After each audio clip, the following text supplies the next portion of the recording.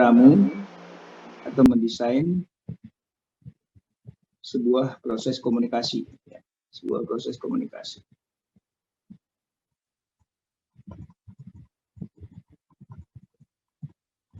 Nah, bagaimana kita menilai tentang posisi penting itu, ya? Maka sebagaimana disampaikan pada awal kuliah, bahwa di dalam filsafat itu kita menelaah, ya, mencoba menelaah secara mendalam, ya, tentang konsep-konsep komunikasi, baik yang bersifat dengan eksistensi konsep itu, kemudian dalam metodologinya, sistematikanya, dan keuniversalannya, ya. Nah, di dalam hal ini, ya, maka kita perlu mengenal tentang komunikator, ya, di dalam sebuah proses komunikasi, ya, dari tinjauan filsafat. Nah, kita tahu bahwa ada 3 unsur penting sebenarnya di dalam komunikasi ini. Yang pertama adalah komunikator, ya, sebagai source, sebagai sumber, sebagai senders, ya, yang mengirimkan pesan. Kemudian ada pesan itu sendiri, ya, message, dan ada komunikan, ya, ada komunikan sebagai receiver, sebagai penerima komunikasi. Nah, lalu di dalam proses itu kemudian ditemukan juga faktor-faktor lainnya, bahwa seringkali komunikasi juga membutuhkan channel, ya, membutuhkan saluran. Kemudian di dalam konteks komunikasi, maka komunikasi itu tidak hanya berjalan secara monolog, ya, secara satu arah, tetapi bisa juga komunikasi berjalan secara dialogis, ya, dialogis, atau ada respon, ada feedback. Nah, itulah yang kemudian dikenal dengan model Laswell, ya, model Laswell. Kalau model Berlow hanya bicara monolog, ya, komunikasi monolog, karena dari komunikator sampai komunikan saja, maka dalam model Laswell dilengkapi bahwa setiap komunikasi itu tentu akan ada respon dari receiver-nya, ya, dari komunikannya.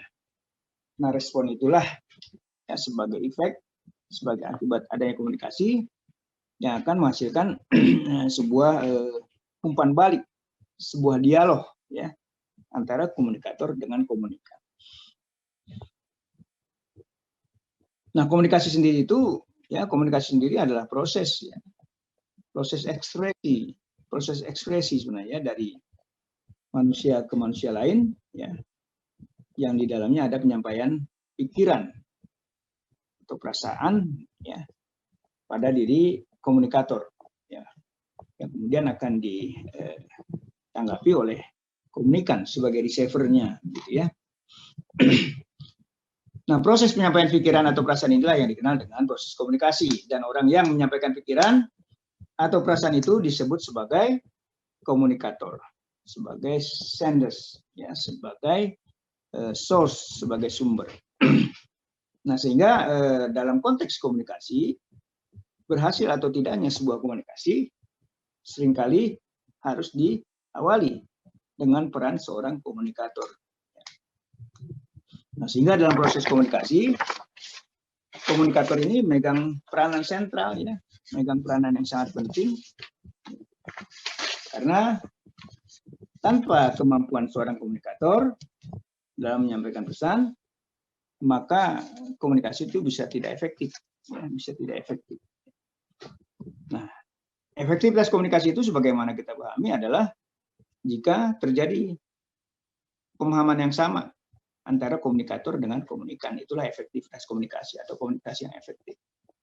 Jika komunikator maksudnya menyampaikan pesan adalah A, kemudian dipahami oleh komunikannya memang itu adalah A, maka itulah yang disebut sebagai efektivitas komunikasi atau terjadi pemahaman yang sama, ya, antara komunikator dengan komunikan.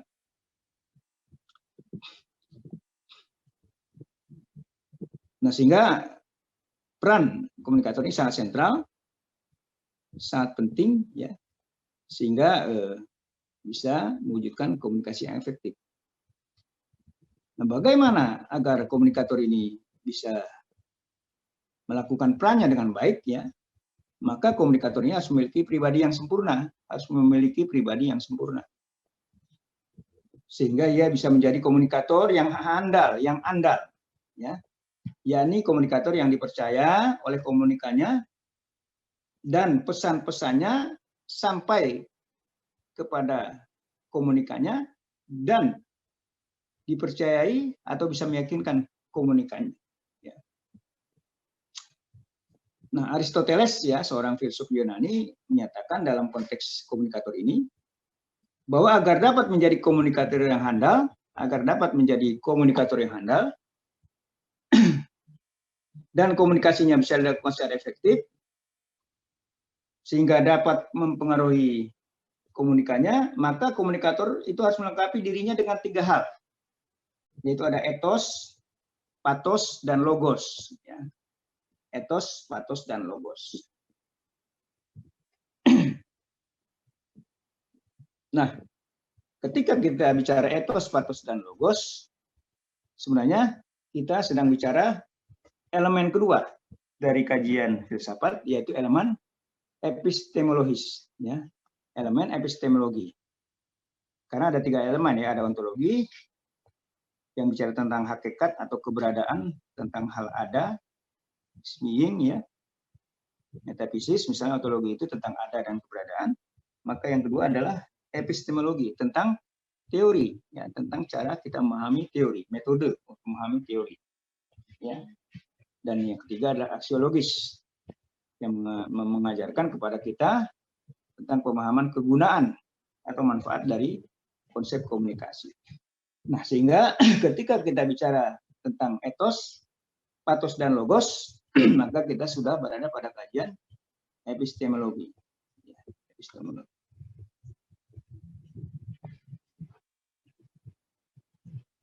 Etos, yang pertama adalah etos. Etos ini adalah sumber kepercayaan, ya, yang ditunjukkan oleh seorang komunikator bahwa ia memang layak dipercaya. Ya. Jadi etos ini berkaitan dengan kredibilitas, ya, dengan kemampuan seorang komunikator, sehingga sebagai pembicara maka dia dipercaya memang mampu berbicara tentang pesan yang disampaikan itu, ya. Memang dia mampu membicarakan pesan yang disampaikan itu, ya. Nah, misalnya memang dia seorang pakar, ya, di dalam bidangnya, sehingga karena dia seorang ahli, maka ia dapat dipercaya, ya. Dia pakar sosiologi misalnya, ya, sebagai sosiolog, maka bicaranya tentang sosiologi, tentang masalah kemasyarakatan, konsep-konsep kemasyarakatan, dia layak dipercaya karena memang dia seorang ahlinya, seorang pakar. Ya, itu yang pertama yang berkaitan dengan etos. Artinya karena harus ada sumber kepercayaan yang bisa dilihat oleh komunikannya, oleh receivernya, oleh penerima pesannya, maka yang pertama seorang bicara itu orang yang harus yang ahli, pakar dalam bidangnya. Sehingga ketika kita bicara masalah agama pun, ketika kita mengaji, maka tentu kita akan mengaji kepada orang yang kita anggap ahli.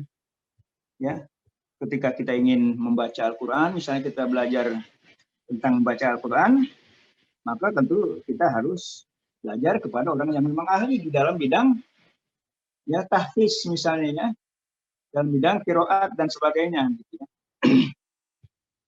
Nah, ini adalah ahli, pakar. Itu yang pertama. Itu adalah sumber dari etos yang pertama. Yang kedua adalah track record. Ya. Yang kedua adalah track record, rekam jejak. Rekam jejak terhadap seseorang, ya, dari masalah yang sedang dikaji. Ya. Misalnya rekam jejaknya dia dosen, ya. Kemudian dia ahli. Ya. Keahliannya didapat dari mana? Misalnya keahliannya didapat dari meneliti, ya, karena dia seorang peneliti misalnya, ya. Kemudian dia memang sudah lama menjadi dosen, masa kerjanya sudah cukup lama menjadi dosen, dan kemudian dia juga sering menjadi pembicara, ya. sehingga menjadi seorang pemandu dalam teori misalnya, maka itulah track record, ya, rekam jejak. Jika rekam jejaknya baik, maka orang tambah percaya mendengarkan apa yang disampaikan, ya, sebagai komunikator. Tapi jika rekam jejaknya buruk, maka orang pun mungkin tidak tertarik, ya, tidak tertarik untuk mendengarkan apa yang disampaikan, ya, tidak mendengarkan apa yang disampaikan karena orang sudah apa namanya, ilfil apa, ya, duluan, ya, sudah tidak percaya, sudah tidak tertarik duluan, ya, dengan komunikator tersebut, gitu ya. Misalnya rekam jejaknya buruk, misalnya dulunya dia seorang koruptor, misalnya, ya, atau seorang penista agama, misalnya, ya, maka tentu bobot posisi komunikatornya rendah, ya, bila ia berbicara, misalnya tentang pengaruh negatif korupsi, misalnya, atau misalnya seorang narapidana berbicara tentang masalah pengaruh negatif kriminalitas, misalnya, ya. Nah, itu kenapa? Karena dia track record-nya memang pernah terkait dengan masalah itu, ya. Walaupun kalau dia bicara pengalaman menjadi narapidana, mungkin itu akan menarik, ya, bagaimana menjadi narapidana, bagaimana penderitaannya. Tetapi ketika dia menasihati orang agar tidak menjadi narapidana, maka tentu materi bicaranya kurang menarik, ya, kurang menarik diterima oleh para penerima pesan, gitu, ya. Ada yang bicara? Oke. Kemudian menurut pakar lain, ya, kalau tadi adalah menurut apa namanya, menurut Aristoteles, ya, maka ada pakar lain yang menyatakan, yang menurut Austin, ya, Jeffrey Lee misalnya, ya, bahwa ada 3 komponen juga yang harus ada di dalam etos, yaitu adalah kompetens, ya, kompetens ini kemampuan atau dia memiliki wewenang untuk berbicara, ya, kemampuan untuk memiliki wewenang, kompetensi, ya, kompetensi atau kompetens, ya. Dia misalnya, kenapa orang itu bicara psikologi komunikasi? Oh, dia memang seorang dosen psikologi komunikasi misalnya, itu kompeten namanya. Dia dianggap memiliki kompetensi di dalam bidang psikologi komunikasi, ya, karena dia memang seorang dosen misalnya. Kenapa dia bicara tentang sosiologi? Oh, dia memang seorang dosen sosiologi, ya, di perguruan tinggi. Nah, inilah yang dianggap orang itu memiliki kompetensi atau dia kompetens di dalam bidangnya, ya. Kemudian yang kedua, Austin Jeffrey ini, seorang komunikator harus punya integrity. Integrity ini integritas, punya kejujuran, ya. Dia bicara teori yang memang benar-benar dia pahami teori, dia jujur, ya. Jujur, dia paham, dia kan apa makna teori itu, ya, misalnya. Kemudian bagaimana caranya mengimplementasikan teori itu. Nah, itu dia jujur.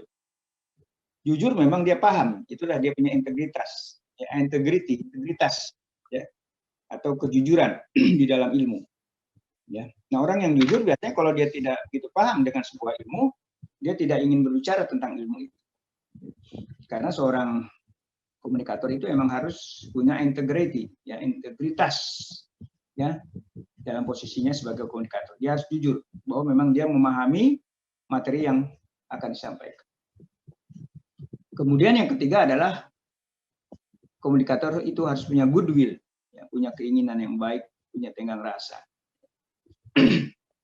Keinginan yang baik untuk menyampaikan materi dengan baik. Dan tentunya keinginan yang baik ini juga terkait dengan etika, ya, dengan etika komunikasi. Dia akan bicara dengan sopan misalnya, ya. Dia bicara dengan dengan jujur, dia bicara dengan sikap yang baik dan sebagainya. Itulah dia dianggap punya goodwill, ya, punya keinginan yang baik untuk menyampaikan pesannya dengan baik, ya.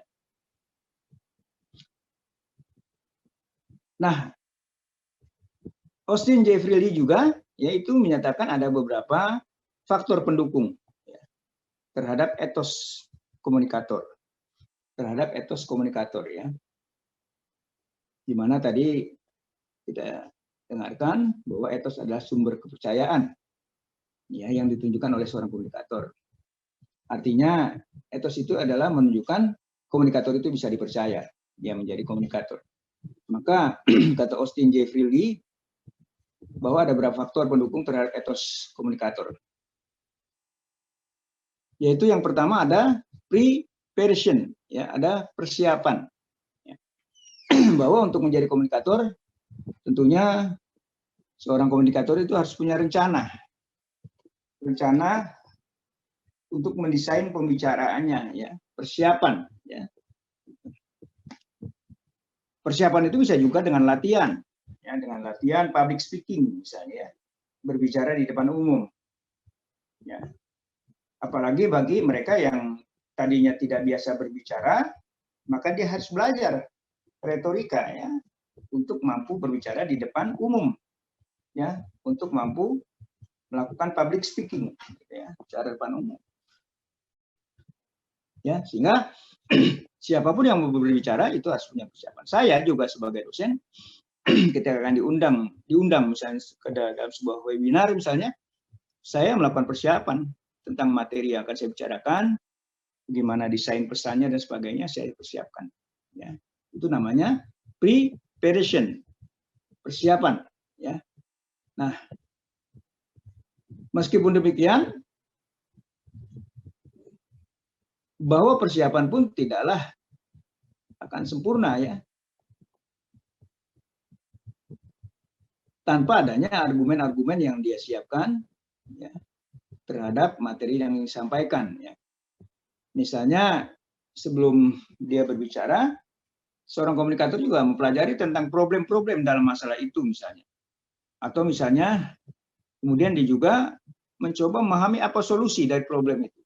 Nah, sehingga ketika dia misalnya ditanya tentang berbagai masalah dalam konsep yang disampaikan, dalam materi yang disampaikan, dalam pesan yang disampaikan, maka dia bisa menjawabnya dengan baik. Inilah yang disebut sebagai preparation, ya, persiapan. Ya, bahwa dengan persiapan dia telah mempelajari semuanya, dia telah mempelajari problemnya, apa solusinya, ya, kemudian dia juga memilih bahan pembicaranya dengan teliti. Dia juga mampu menunjukkan bahwa dia adalah seorang yang berpengalaman terhadap persoalan yang dibicarakannya, dan tentunya bisa bicaranya itu bisa sistematis, ya, jelas, ya, terukur, ya, ada tahapan-tahapan dan bisa dipahami dengan baik oleh partisipannya, ya, partisipannya. Nah, kalau kita bicara secara sistematis, ya, terukur dan jelas, maka partisipannya pun bisa memahami kalau komunikator itu sudah mempersiapkan pembicaranya dengan baik, gitu ya. Kemudian yang kedua, ya, faktor lainnya yang kedua, kata Austin Jeffrey ini, selain preparation ada seriousness, ya, seriousness, artinya kesungguhan, ya. Seriousness ini adalah kesungguhan. Komunikator yang sungguh-sungguh akan menimbulkan kepercayaan dalam dirinya, ya, daripada komunikator yang tidak sungguh-sungguh, gitu ya. Jadi orang-orang yang sungguh-sungguh ketika akan berbicara, dia tentunya akan lebih percaya diri ketimbang orang yang tidak sungguh-sungguh, ya, di dalam pembicaraannya. Saya sering sekali diminta untuk menyampaikan materi misalnya, materi yang sebenarnya saya kurang kuasai. Ya. Tapi karena ada kesungguhan saya untuk menjadi pembicara yang baik, saya belajar dulu tentang materi itu. Paling tidak saya pahami dasar-dasar dari materi itu, sehingga saya bisa menjelaskan dengan baik, bisa menyampaikan ilustrasi dengan baik, karena saya mencoba mempelajari dulu, ya, membaca dan sebagainya. Nah, ini artinya kita sungguh-sungguh sebagai pembicara, ya. Seriousness, ya, kita punya kesungguhan dalam posisi sebagai pembicara. Oleh karena itu, seorang komunikator harus menangani subjeknya, ya, audiensnya, objeknya, dan peristiwanya dengan kesungguhan yang memadai. Ya.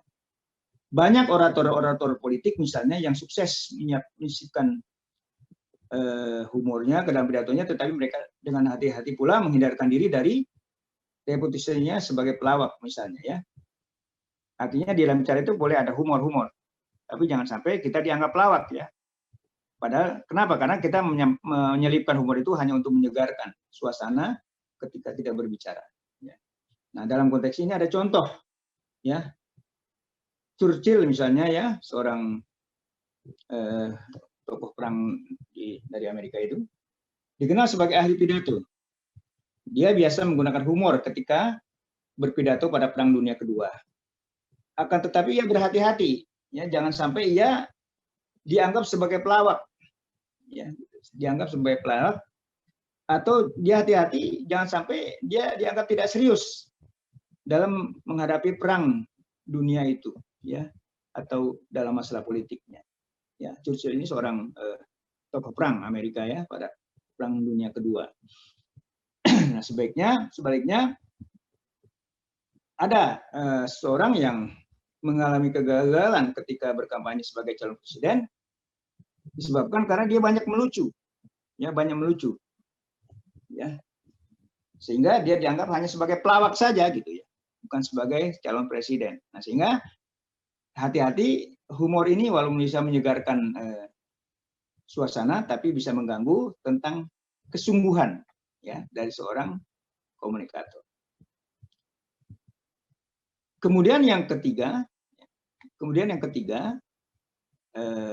faktor pendukung dari etos komunikator ini menurut Austin J. Freely adalah sincerity, artinya ketulusan, ya, ketulusan. Nah, seorang komunikator harus membawakan kesan kepada komunikan bahwa ia orang yang tulus hatinya dalam pikiran dan perbuatan. Nah, ia harus berhati-hati untuk menghindari kata-kata yang membawa komunikan ke arah kecurigaan atas ketidaktulusan. Komunikator yang mahir bisa saja menstimulir ya, faktor etos dengan menciptakan kesan-kesan dalam pikiran komunikan dengan argumen yang dapat diterima oleh komunikan. Ya. Nah, artinya dia memang tulus menyampaikan hal-hal yang menjadi materi pembicaraannya, sehingga katakanlah walaupun dia dibayar misalnya di dalam posisi sebagai pembicara misalnya, tapi dia tidak menunjukkan bahwa dia orang yang dibayar, ya, karena dia bicara dengan baik, ya, bicara dengan sopan, materi yang padat dan sebagainya, sehingga dianggap memang dia orang yang tulus sebagai komunikator untuk menyampaikan pesan-pesan yang akan disampaikan. Kemudian yang keempat, ya, kata Freely ini, faktor yang mendukung etos seorang komunikator ada confidence, ya, konfidensi, percaya diri, kepercayaan diri. Ya. Seorang komunikator harus senantiasa percaya diri, ya, terhadap apa yang dia sampaikan. Percaya diri ketika akan percaya diri bahwa pesan yang disampaikan itu sudah benar, ya, dan dia harus percaya diri bahwa dia bisa mewujudkan komunikasi yang efektif dalam pembicaraannya. Nah, kepercayaan diri ini tumbuh ya karena memang dia memahami masalahnya, atau tumbuh karena dia memang punya ilmu terhadap masalah itu. Ya. Atau konfidensi ini tumbuh ya, kepercayaan diri ini tumbuh karena memang dia sudah mempelajari dengan baik yang masalah yang akan disampaikan. Dia coba pahami problem dari masalah itu, dia coba pahami solusinya dan berbagai hal yang terkait dengan masalah itu. Sehingga ketika dia bicara, dia punya konfidensi, punya kepercayaan diri ya, sebagai pembicara. Tetapi jangan sampai konfidensi ini, kepercayaan diri ini menimbulkan kesombongan pribadi ketika kita berbicara. Ya.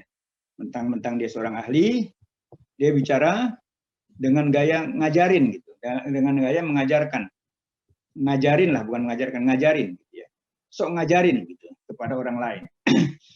Kenapa? Karena sikap ini akan merusak kepercayaan diri karena dia dianggap orang yang sombong ya, oleh para penerima pesannya, oleh para komunikannya. Ya.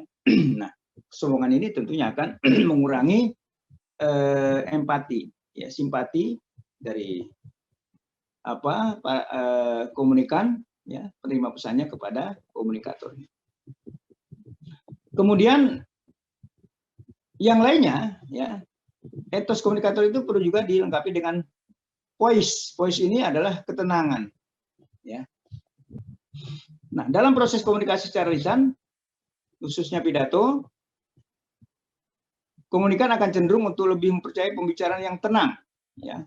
Tenang dia bicara ya, tidak terburu-buru ya, santai, dan dalam situasi sosial di sekitar pidatonya, dan yang punya kesadaran akan keramahan ya, yang memadai bagi peristiwa pidatonya. Jadi tenang dalam segala situasi, pidato sangat penting ya, baik di hadapan orang-orang penting maupun masyarakat awam. Ya, dia bicara tenang, tidak terburu-buru, ya, tidak gurung-gusuh, apa istilahnya ya. Nah, seperti itu. Jadi tenang. Ya. Kemudian ada faktor lain yaitu friendship. Ya. Dia punya semangat persahabatan dalam berbicara. Ya. Nah, komunikator harus menunjukkan dirinya sebagai seorang sahabat kepada komunikannya, kepada penerima pesannya, termasuk juga kepada lawan debatnya. Paling tidak, kepada lawan debatnya dapat menunjukkan rasa hormat. Misalnya ya, ketika kita bicara, berdebat, walaupun itu ada dalam perdebatan, dia tetap menunjukkan rasa hormat. Nah, rasa hormat ini adalah bagian dari persahabatan. Ya, gitu. Faktor ya yang mempengaruhi persahabatan. Kemudian yang terakhir, kata Prilly ini, bahwa komunikator dalam etosnya harus memiliki moderation, ya. Kesederhanaan, ya, moderation, bukan moderat, tapi moderation, kesederhanaan. Nah, komunikan pada umumnya menaruh kepercayaan dengan mudah kepada orang yang sederhana, yang dalam pernyataannya juga masuk akal. Ya, sebagai seorang komunikator, kita sederhana, misalnya berpakaian, ya, tidak berlebihan, dan kata-katanya atau penyampaian pesannya itu masuk akal. Nah, bagi seorang komunikator, khususnya komunikator secara lisan, biasanya akan menguntungkan dirinya bila dia memperlihatkan kesederhanaan. Gerak-geriknya pun harus sederhana dan menghindari tingkah laku yang deklamatoris atau yang berlebihan, ya. Seperti orang drama, ya, seorang deklamasi dan sebagainya berlebihan, tetapi harus ditunjukkan dalam gaya, style, ya, style yang sederhana. Nah, ini bicara tentang masalah etos, ya, masalah etos, di mana etos ini menurut Aristoteles harus menjadi kelengkapan dari seorang komunikator. Ada yang mau bertanya pada masalah etos ini sebelum saya lanjutkan? Silakan.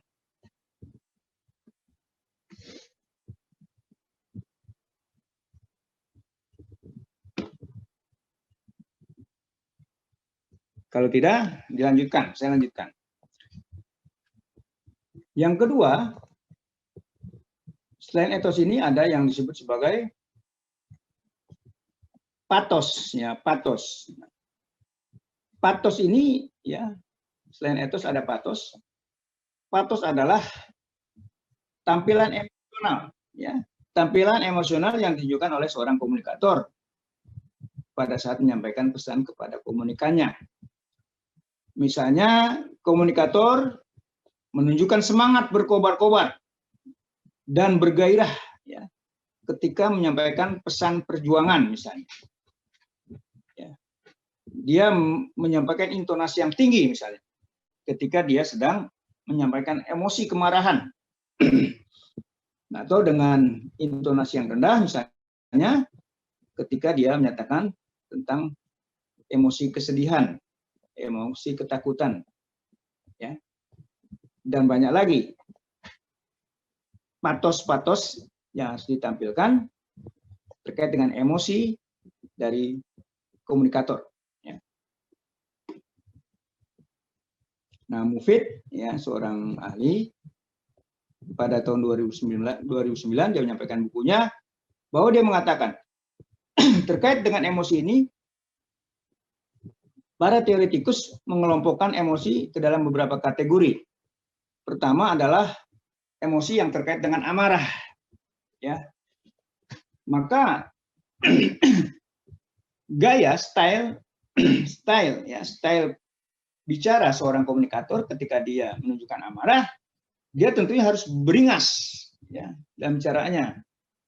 Atau misalnya dia harus dengan intonasi yang tinggi, ya, dengan intonasi yang menunjukkan kejengkelan, kesal, ya, rasa ketersinggungan, gitu ya, dan kebenciannya terhadap masalah-masalah yang sifatnya berupa kekerasan. Ini amarah. Ya.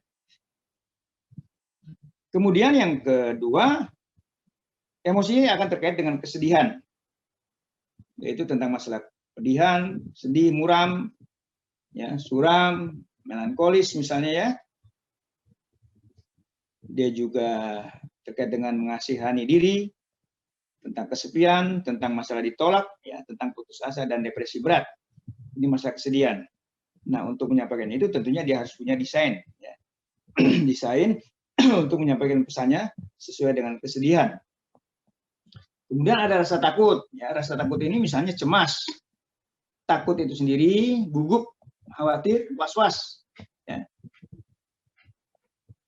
Tidak tenang, misalnya ngeri, fobia, dan panik. Nah, ini adalah hal-hal yang terkait dengan ketakutan. Kemudian ada juga terkait dengan emosi ini adalah masalah kenikmatan, ya, masalah kenikmatan. Nikmat itu misalnya kenikmatan karena bahagia, karena gembira, karena riang, puas, ya, atau karena ringan, dia mendapatkan masalah yang ringan, ya, atau dia punya perasaan senang, rasa puas, rasa terpenuhi, atau kegirangan luar biasa, senang sekali, dan berbagai hal yang terkait dengan kenikmatan. Kemudian emosi juga bisa terkait dengan cinta, misalnya ya, penerimaan, persahabatan, kepercayaan, kebaikan hati, rasa dekat, bakti pada orang tua, hormat, ya, kasmaran, dan kasih sayang misalnya. Kemudian juga bisa terkait emosi ini dengan masalah keterkejutan, ya, keterkejutan, terkesiap, takjub, terpana misalnya, atau dengan kejengkelan, ya, atau juga dengan rasa malu. Ya. Nah, ini adalah patos. Jadi patos ini adalah tampilan emosional, ya, dari seorang komunikator. Nah, untuk berposisi sebagai komunikator dengan tampilan patos yang terkait dengan emosional, maka selain secara lisan, ya, secara verbal, maka seorang pembicara bisa juga melengkapinya dengan nonverbal, ya, dengan gerakan tubuh dan sebagainya ketika kita berbicara. Ya. Misalnya emosinya itu karena dia punya semangat, ya, dilakukan dengan mengangkat tangan ke atas, ya, ini adalah emosi, gerak tubuh, gitu ya, di dalam berbicara di depan audiensnya, di depan di depan komunikannya, ya, di depan penerima pesannya, ya, penerima pesannya. Kemudian yang terakhir, ya, sebagai kelengkapan dari seorang komunikator, menurut Aristoteles adalah logos, ya, adalah tentang logos, ya. Jadi ada ethos, ada pathos, dan ada logos. Nah, sebelum saya lanjutkan, ada yang mau bertanya? Silakan. Nanti insya Allah semua ini saya sampaikan nanti sebelum ujian UTS, ya, bahan presentasinya ini, ya, PPT-nya ini, ya, slide-slide ini saya sampaikan sebelum UTS. Gitu ya. Halo, ada yang mau tanya? Saya cuma hanya untuk mengecek kalian ini mengikuti atau hanya pasang ini. Silakan.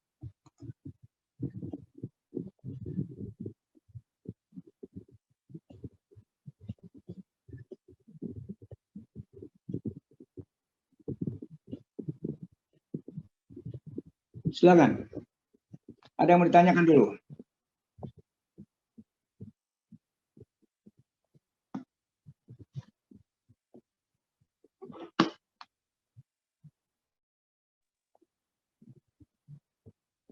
Ini banyak tidak on cam juga, ya. Ada Feni, mana si Feni? Ada Lutfia, ya. Sadam. Ini kalau begini saya males ini untuk ngajar nih kalau tidak on cam gitu. Ya, karena ilmu sosial ini mengajarnya dengan narasi, ya. dengan orasi berbicara. Jadi kalau dosen sudah bicara habis-habisan, sementara mahasiswa tidak mengikuti, ini membuat dosennya itu nanti malas mengajar ini. Ya, hampir semuanya tidak on cam ini dengan berbagai alasan. Ya. Coba kalau nggak on cam, saya tidak melanjutkan mengajar nih. On cam semua.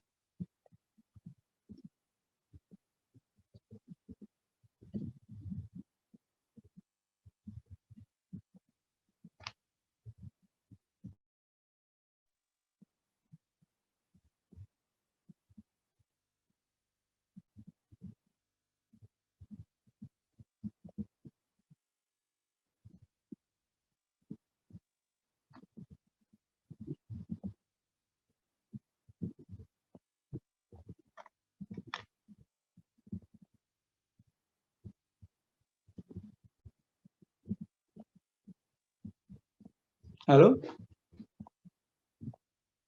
Hadir Bapak. Iya Pak. Coba on cam semua. Kalau nggak, saya nggak lanjutkan nih. Saya sudah ini.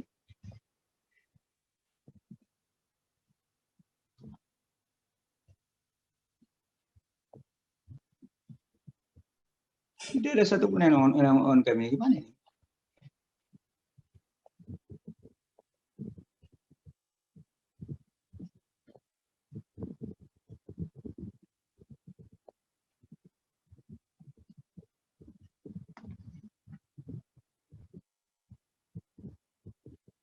Saya bacakan ini ya, yang udah on cam ini. Rista, ya sudah. Ma, Irjan, Sarah, Sadam, Denny, Lutfia.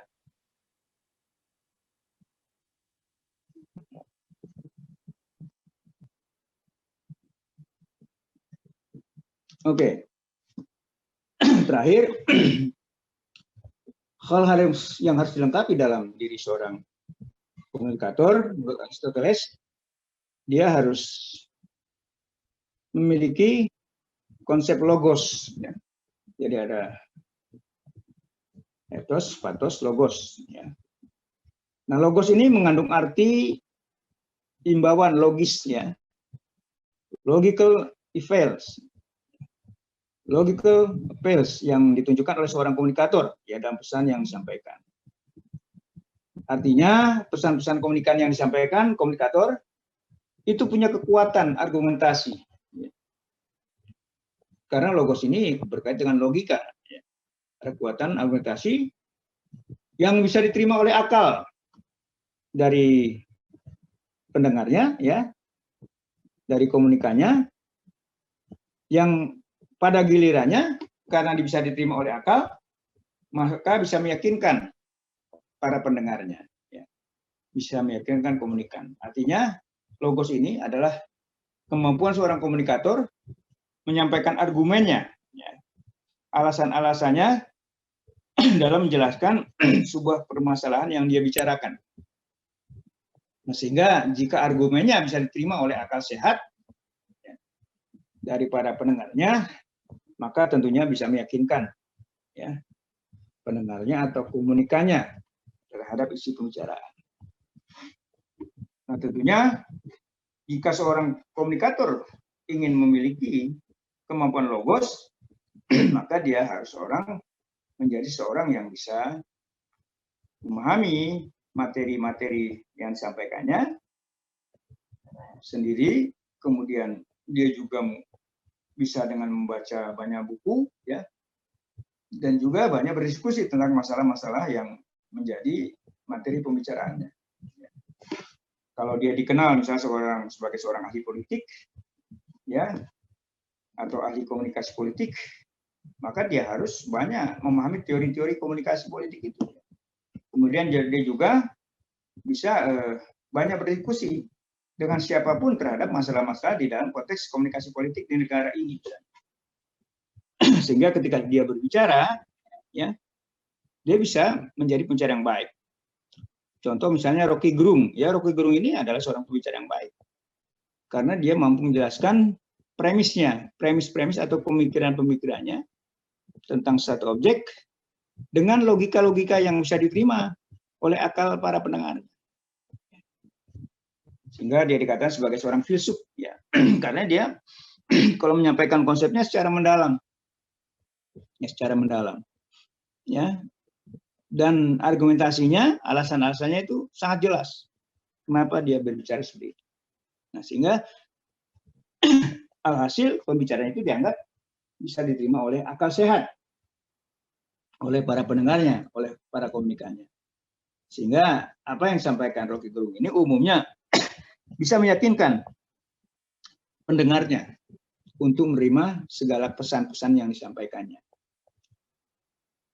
Nah, sejalan dengan masalah logos ini, Hafidz Kangara, ya, seorang ahli komunikasi ini dari Universitas Hasanuddin, ya, bukan Hafidz Kangara ini dosen saya ini, ya, Profesor Hafidz Kangara ini dosen saya. Dia menyampaikan, ya, untuk menjadi seorang komunikator yang handal dan punya kemampuan logos, begitu ya, dan komunikasinya bisa mengena pada sasaran, maka ada beberapa syarat yang harus dimilikinya. Pertama, seorang komunikator harus mengenal dirinya sendiri. Artinya komunikatornya ini bisa mengukur kemampuan diri sendiri. Apakah misalnya dia bisa berbicara tentang masalah ini atau tidak. Kalau dia belum bisa berbicara masalah ini, bagaimana caranya agar dia bisa berbicara tentang masalah tersebut? Itulah artinya dia harus mengenal dirinya sendiri dulu sebelum dia berbicara. Ya. Kenapa? Karena komunikator adalah pengambil inisiatif dari terjadinya suatu proses komunikasi. Sehingga dia harus mengetahui lebih awal tentang kesiapan dirinya, tentang pesan apa yang ingin dia sampaikan. Kemudian kalau butuh media apa yang akan digunakan. Kemudian bagaimana dia misalnya menghadapi hambatan yang mungkin ditemui dalam proses komunikasinya, ya, dan berbagai hal yang terkait dengan kemampuannya mengenal diri sendiri dan mengenal tentang proses komunikasi yang dia sampaikan. Dengan mengenal dirinya sendiri, ya, kata Kangara ini, seorang komunikator dapat mengetahui kelebihan dan kelemahan yang ada pada dirinya. Ya. Itu yang pertama, kata Kangara. Jadi seorang komunikator agar dianggap bisa memiliki kemampuan dalam konteks logos, dia harus mengenal dirinya sendiri. Yang kedua, sama dengan beberapa pendapat di atas, dia harus memiliki kepercayaan diri, ya, credibility. Ya, credibility ini adalah memiliki kepercayaan diri, atau dia memiliki kredibilitas, ya, di mana kredibilitas ini adalah seperangkat persepsi, seperangkat pendapat tentang kelebihan-kelebihan yang dimiliki oleh seorang komunikator, sehingga pesannya bisa diterima, pesannya bisa diterima atau diikuti oleh komunikannya, oleh khalayak yang mendengarkannya. Nah, ada 3 macam bentuk kredibilitas, kata Kangara. Yang pertama adalah initial credibility. yakni kredibilitas yang diperoleh komunikator sebelum proses komunikasi berlangsung. Ya, kemampuan yang diperoleh oleh seorang komunikator sebelum proses komunikasi berlangsung. Misalnya seorang pembicara yang sudah punya nama bisa mendatangkan pendengar, atau tulisan seorang pakar yang sudah terkenal akan mudah dimuat di surat kabar meski editor belum membacanya. Inilah yang disebut sebagai initial credibility. Ya, initial credibility ini adalah ya kredibilitas kita yang sudah dikenal orang, Sehingga ketika kita muncul tanpa mengundang komunikan, maka komunikannya malah sudah menunggu kemunculan kita untuk berbicara, yaitu initial credibility. Sebelum kita menulis, misalnya, maka orang sudah menunggu-nunggu tulisan kita. Dan ketika kita menulis, maka untuk dimuat di media itu bukan hal yang sulit, ya, karena initial credibility kita sudah dikenal. Kemudian ada derived, ya, derived credibility, yakni kredibilitas yang diperoleh seorang pada saat komunikasi berlangsung. Misalnya, pembicara memperoleh tepuk tangan, ya, dari pendengar karena pidatonya masuk akal, atau pidatonya bagus, pidatonya membakar semangat. Jadi tepuk tangan itu menambah kredibilitas, menambah kepercayaan pada diri sendiri untuk berbicara. Ya. Kemudian yang ketiga adalah terminal credibility, yakni kredibilitas yang diperoleh seorang komunikator setelah pendengar atau pembaca mengikuti ulasannya. Nah, seorang komunikator yang ingin memperoleh kredibilitas tersebut perlu memiliki pengetahuan yang dalam, ya, pengalaman yang luas, atau juga dia memiliki kekuasaan yang dipatuhi dan status sosial yang dihargai. Ini adalah terminal credibility, artinya ini di akhir. Jadi kalau yang pertama ada di awal, ya, initial credibility itu ada di awal bicaranya, derived credibility ada di tengah pembicaranya, ongoing, ya, proses berbicaranya, kemudian terminal credibility ini ada di akhir pembicaraannya. Nah, di akhir pembicaraan ini maka komunikasinya bisa mengikuti. Kenapa saya mengikuti? Karena misalnya pembicaranya memang punya pengetahuan yang luas dan bagus, atau punya pengalaman yang luas, atau misalnya walaupun kurang bagus bicaranya, dia punya kekuasaan yang tinggi sehingga harus diikuti gitu. Ya, seorang presiden misalnya walaupun kurang bagus caranya, tapi dia tetap diikuti apa perintahnya gitu. Karena dia punya terminal credibility, ya, artinya punya sesuatu yang harus diikuti, ya, gitu. Ya, atau misalnya karena dia punya status sosial yang dihargai, misalnya seorang dosen senior, ya, atau seorang profesor, maka pembicaranya umumnya diikuti oleh para pendengarnya gitu. Itulah yang disebut sebagai terminal credibility, artinya satu pengakuan tentang kredibilitas yang diperoleh oleh seorang komunikator di akhir pembicaraannya. Ya. Jadi ada di awal, ada di tengah, dan ada di akhir pembicaraan. Gitu ya. Nah, kemudian kata Hafidh Kangara, selain syarat mengenal dirinya sendiri, syarat memiliki kepercayaan credibility, maka ada syarat ketiga, yaitu dia memiliki daya tarik. Seorang komunikator, kata Kangara, ini harus punya daya tarik, ya, attractiveness, yaitu daya tarik adalah salah satu faktor yang harus dimiliki oleh seorang komunikator selain kredibilitas. Faktor daya tarik, ya, attractiveness ini banyak menentukan berhasil atau tidaknya komunikasi, ya, sebuah proses komunikasi. Pendengar atau pembaca bisa saja mengikuti pandangan seorang komunikator karena ia memiliki daya tarik. Misalnya, daya tariknya ada terkait dengan kesamaan. Daya tariknya terkait dengan kesamaan. Similarity. Ya, similarity ini ada kesamaan antara komunikan dengan komunikator. Misalnya, komunikan tertarik pada komunikator karena adanya kesamaan demografis. Misalnya sama-sama orang Sunda dia. Sama-sama orang Batak misalnya. Sehingga tertarik. Atau kesamaan bahasa, atau mungkin karena punya kesamaan agama, kesamaan suku, kesamaan daerah asal, kesamaan partai, atau sama-sama terkait pada satu ideologi tertentu. Ini akan menumbuhkan kesamaan, similarity, ya, similarity ini, ya. Kemudian yang kedua, ya, daya tarik ini terkait dengan dikenal baik. Familiarity, ya, artinya seorang komunikator yang dikenal baik lebih cepat diterima oleh khalayak daripada mereka yang tidak dikenal. Ya, sudah dikenal dia sebagai seorang pembicara. Ya, Rocky Gerung misalnya, itu orang bisa lebih cepat membuka channel YouTube-nya ketimbang orang yang tidak dikenal misalnya. Nah, komunikator yang sudah terkenal, kepiawaiannya misalnya akan mudah diterima. Sebab khalayak tidak akan ragu terhadap kemampuan atau kejujurannya. Kemudian yang terkait dengan daya tarik ini juga dia punya kecenderungan disukai, liking. Ya. Kecenderungan disukai, liking. Artinya komunikator yang memiliki kesamaan dan sudah dikenal pada akhirnya akan disenangi oleh khalayak. Ya, seorang pendengar atau pembaca yang menyukai dan menganggap komunikator sebagai idolanya akan mudah masuk dalam pengaruh orang yang disenanginya. Ya. Apakah dia artis misalnya dan sebagainya. Ya, ketika bicara tentang masalah entertainment, tentunya dia akan lebih disukai ketimbang orang yang belum pernah masuk ke dalam dunia entertainment, ya, dalam dunia hiburan. Kemudian faktor daya tarik itu juga terkait dengan fisik, ya, physical. Ya. Komunikator yang memiliki penampilan fisik atau postur tubuh yang sempurna akan menjadi daya tarik tersendiri bagi komunikan atau khalayak, apalagi didukung oleh kemampuannya menguasai masalah yang dibawakannya. Mampu menjelaskan pesan dengan baik misalnya ya. Selain dia punya fisik yang bagus, dia mampu menjelaskan pesan dengan baik, maka dia akan cepat ya diterima oleh para pendengarnya karena punya daya tarik yang terkait dengan fisik.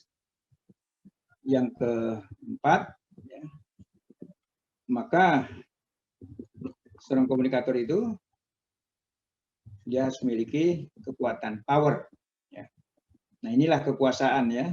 Seorang lurah kalau berbicara di depan warga desa tentunya akan lebih diterima ya atau diikuti pembicaraannya ketimbang orang-orang yang tidak punya kekuasaan gitu ya.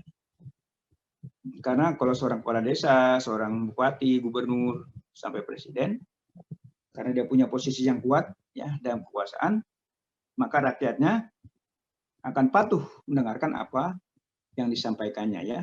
Walaupun dalam konteks-konteks tertentu teori ini juga bisa tidak berjalan ya. Nah, ada kalanya misalnya Jokowi atau Bu Risma ya, Mensos itu malah diteriaki oleh demonstran misalnya ketika dia datang ya, ke satu tempat gitu ya. Nah, seperti itu. Nah, ini yang ingin saya sampaikan pada kajian hari ini. Silakan kalau ada yang mau ditanyakan. Nanti kalau kalau bahan presentasi ini akan saya sampaikan sebelum UTS ya, sebelum UTS. Saya sampaikan untuk menjadi bahan UTS ya. Dan pada saat UTS itu juga nanti akan ada tugas ya, membuat makalah. Tugas membuat makalah dan itu dipresentasikan ya. Kalau tidak salah kemarin saya sudah minta dibuat kelompok ya oleh kedua kelasnya gitu. Nanti silakan kelompok-kelompok itu memilih tema-tema yang saya sampaikan di dalam UTS nanti ya. Mana tema yang dipilih dan itu akan menjadi bahan pembuatan makalah dan bahan presentasi kalian ya.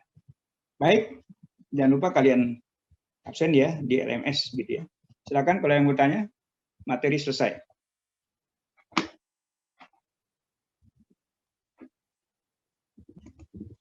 Assalamualaikum Bapak, mohon maaf saya izin bertanya. Ya.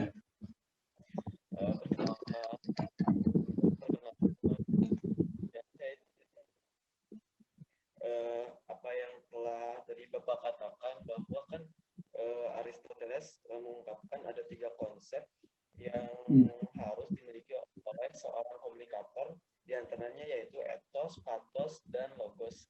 Nah dari 3 konsep tersebut, kalau misalnya salah satu tidak dimiliki oleh seorang komunikator, itu bagaimana ya Pak? Apakah dari 3 tersebut itu sangatlah penting harus dimiliki oleh seorang komunikator? Terima kasih. Ya baik, itu semua terkait dengan kredibilitas ya, dengan kemampuan seorang. Sudah, pertanyaannya sudah. Itu terkait dengan kredibilitas ya, dengan kapabilitas, Halo, sudah selesai bicara ini terputus. Sudah Bapak. Baik. Itu terkait dengan kapabilitas ya, tentang apa yang disampaikan Aristoteles ya. Ada ethos, pathos dan logos ya. Itu idealnya semuanya harus dimiliki ya. Semuanya harus dimiliki. Ya, harus dimiliki oleh seorang pembicara, seorang komunikator idealnya ya. Maka ya kita sudah hanya tinggal mengukur gitu ya.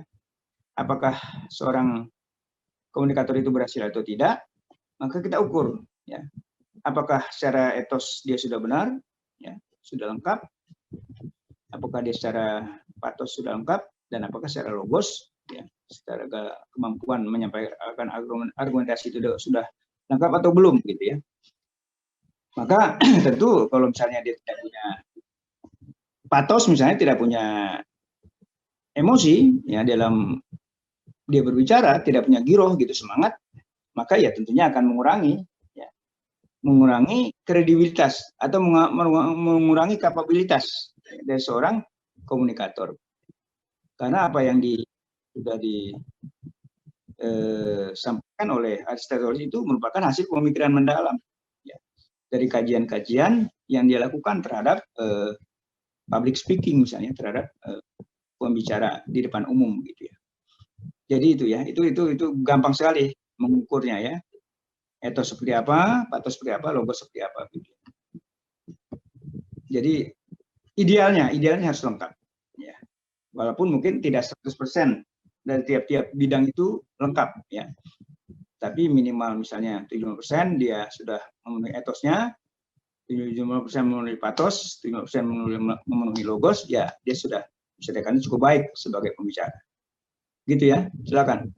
Ini semuanya berdasarkan hasil pemikiran mendalam ya. Jadi teori-teori yang diungkapkan oleh ahli-ahli komunikasi itu sudah memenuhi pemikiran mendalam. Ya. Saya saja misalnya saya menemukan konsep tentang masalah interaksi dalam pembangunan desa misalnya. Ya. Itu berdasarkan hasil pemikiran mendalam saya, dari hasil penelitian, berpikir mendalam, akhirnya saya menemukan sebuah konsep tentang interaksi simbolik ya di dalam proses pembangunan desa. Ada yang bertanya lagi? Kalau tidak ya, saya cuma bisa sekitar 1 jam ya dalam ketika kita online ini, karena saya tidak tahan ya kalau dengan monitor seperti ini ya. Maka jangan lupa kalian absen di LMS ya, dan nanti dalam pertemuan ke-7 ya biasanya mahasiswa akan minta kisi-kisi, saya akan sampaikan kisi-kisi untuk UTS kita, dan kita akan UTS. Nah, setelah UTS kalian akan melakukan presentasi ya, seperti itu. Demikian ya. Bisa saya akhiri atau masih ada yang bertanya?